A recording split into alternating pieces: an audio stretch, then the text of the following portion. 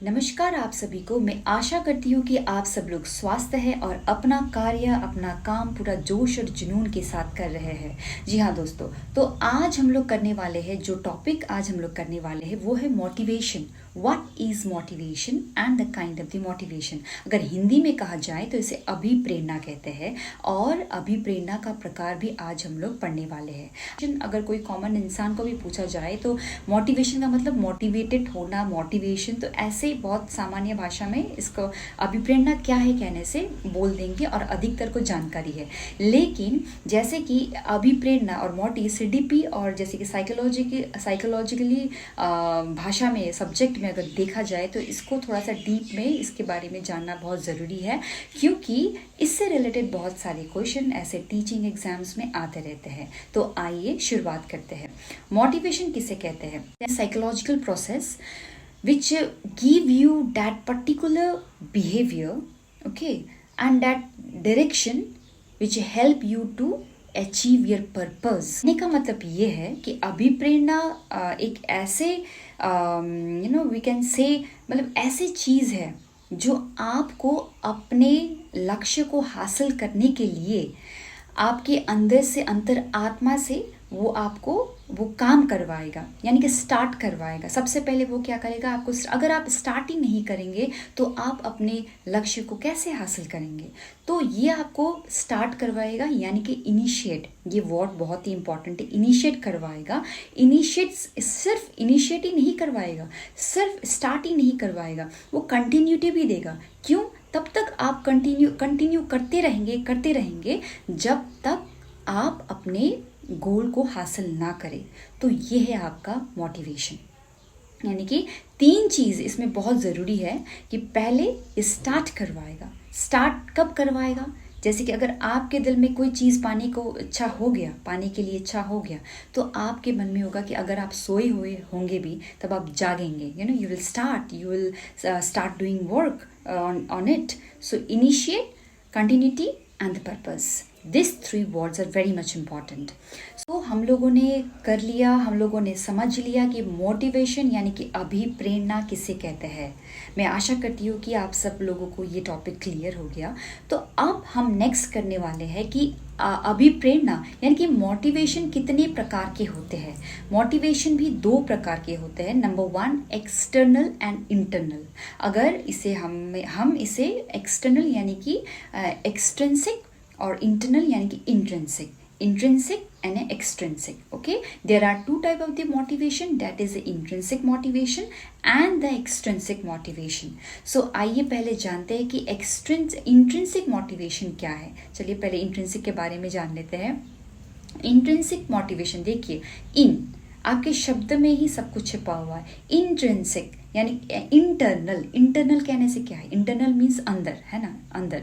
तो इंटरनल या इंट्रिंसिक यानी कि कोई भी चीज़ जो आपके अंदर से आया हुआ। फॉर एग्जाम्पल मैं आपको एक बेस्ट एग्जाम्पल देती हूँ।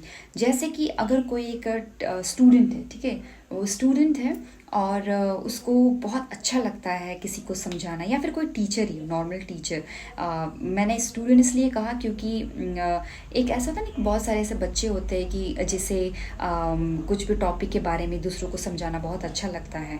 तो उसके पास इतना दिमाग है और उसको इतना दिमाग से भी ज़्यादा कि उसको इच्छा है कि ये टॉपिक अगर किसी को प्रॉब्लम हो रहा है, या फिर एक ऐसा कोई टीचर है कि कोई भी बच्चे ग्रुप ऑफ स्टूडेंट को अगर उस टॉपिक में प्रॉब्लम हो रहा है, चाहे उसको उसके बदले में पैसा मिले या ना मिले, चाहे उसका समय जितना भी जा रहा हो, चाहे उसका पैसा उसे नहीं मिल रहा हो, तो उसको फ़र्क नहीं पड़ता है। वो कहीं भी कभी भी वो बस क्या होता है कि क्या करेगा कि किसी का डाउट क्लियर करने में लग जाएगा। क्यों? क्योंकि उसको दिल से बहुत अंदर से उसको ये इच्छा है कि हो या ना हो, कुछ मिले या ना मिले, लेकिन मेरे बातों से उनको समझ में आ जाए, या फिर मेरा जो उसका जो डाउट है मेरे कहने पे और मेरे समझाने पे क्लियर हो। यानी कि ये अंतरात्मा से निकला कि हाँ कि मुझे ये करना है। ये हुआ आपका इंट्रिंसिक। उसको कोई फोर्स नहीं करना पड़ा कि जाओ तुम सिखाओ कुछ करा, वो तो अपने आप ही सब कुछ कर रहा है। यानी कि वो इंट्रिंसिक, उसको किसी भी फोर्स की ज़रूरत नहीं है, वो खुद अपनी इच्छा से उसको सिखा रहा है ना। तो ये हुआ इंट्रिंसिक मोटिवेशन। तो दूसरा आता है आपका एक्सट्रिंसिक मोटिवेशन। एक्सट्रिंसिक मोटिवेशन जैसे मैं आपको ये बेस्ट एग्जांपल दूंगी बच्चे का। एक्सट्रिंसिक मोटिवेशन में बच्चे का बेस्ट एग्जाम्पल क्यों होगा, क्योंकि आप सभी को पता है कि बच्चे लोगों को पढ़ना एक बोझ लगता है। और छोटे छोटे जो प्री नर्सरी नर्सरी के जो बच्चे लोग होते हैं, हम लोग क्या, पेरेंट्स लोग क्या करते हैं, parents is the primary teacher. तो उनका इसलिए बेस्ट एग्जाम्पल रहेगा क्यों कहने से, क्योंकि जो छोटे बच्चे होते हैं उनका तो प्राइमरी टीचर कौन है, primary most important like first teacher is their parents. तो स्टार्टिंग में वो लोग डर जाते हैं, है ना। और स्टार्टिंग में नहीं, और जो आपका मिडिल एजेस में भी है कि बहुत सारे बच्चे लोग को पढ़ने का मन ही नहीं करता है। बट स्टार्टिंग में जो प्री प्राइमरी जो बच्चे लोग हैं उन लोग को पढ़ने का मन नहीं करता है, उन लोग बहाना बनाते हैं।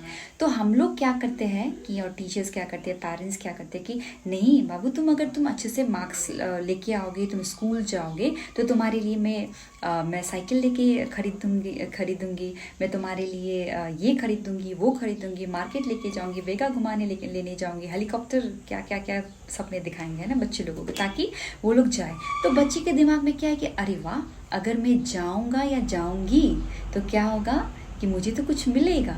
तो इसीलिए वो एक्सटर्नल उन्हें कोई ना कोई फैक्टर चाहिए उसको मोटिवेट करवाने के लिए, है ना, तभी तो वो जाएगा स्कूल। तो वो चीज़ है आपका एक्सट्रिंसिक। और ऐसे बहुत सारे और भी एग्जाम्पल है। एक्सट्रिंसिक बस मान लीजिए कि आपको वो दिल से इच्छा नहीं है, दूसरों को देख के और उसमें से आप कुछ बेनिफिट्स, फ़ायदा देख रहे कि अरे हाँ, इसमें मेरा भी फ़ायदा होगा, मेरा भी कुछ अच्छा होगा, मुझे भी कुछ मिलेगा, अगर मैं ये करूँगा या करूँगी तो मुझे रेस्पेक्ट मिलेगा, है ना।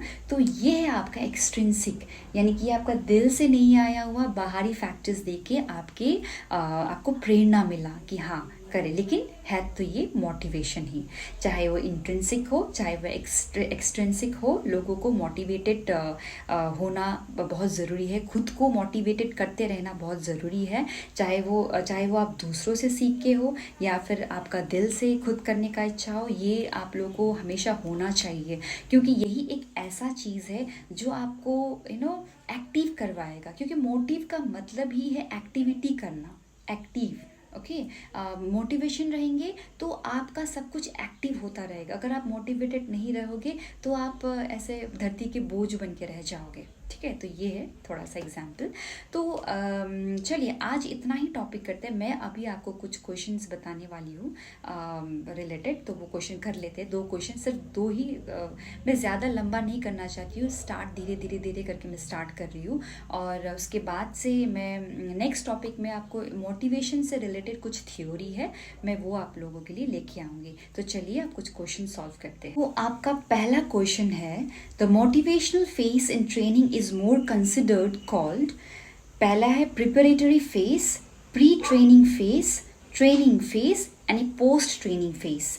देखिए आपका preparatory phase यानी कि आप मोटिवेटेड जो है आप इनिशिएट कर चुके हो, ठीक है, आप इनिशिएट यानी स्टार्ट कर चुके हो, अभी प्रिपेयर कर रहे हो, तो उसके लिए तो आपको घुसना पड़ेगा, पहले आपको इनिशिएट करना पड़ेगा। तो इनिशिएट देखिए कौन करवाएगा, आपको करवाएगा प्री ट्रेनिंग फेज।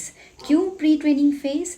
क्योंकि प्री मतलब घुसने से पहले वो आपको फाउंडेशन क्रिएट करेगा, ठीक है। जब आपके दिमाग में इनिशिएट, स्टार्ट या क्रिएट होगा, तभी जब आपके दिमाग में एक फाउंडेशन जब बनेगा, एक फाउंडेशन, एक बिल्डअप मोटिवेशन जब बनेगा, तो तभी आप क्या करोगे कि मेंटली प्रिपेयर होने के बाद में आप अपने आप को अपनी मंजिल हासिल करने के लिए आगे बढ़ोगे। ट्रेनिंग फेज का मतलब ये है कि आप घुस चुके हो ऑलरेडी और अपने काम स्टार्ट कर चुके हो। और पोस्ट ट्रेनिंग का मतलब ये है कि आप पूरा एकदम सब कुछ मतलब जानने के बाद बस आप मास्टरी हासिल कर रहे हो अपने एम्बिशन को पूरा करने के लिए। तो इन चारों में से आपका क्या होगा, प्री ट्रेनिंग फेज। क्यों? क्योंकि during this phase what happen, efforts are made to build a motivation, highlight the relevance of the training content and get participant mentally prepared for upcoming session. Okay, so this will be the correct answer. Next question, the expectancy of finding satisfaction in mastering challenging and difficult performance is called intelligence, learning, achievement, motivation, achievement motivation और adjustment. Of course it is called a achievement motivation. क्यों?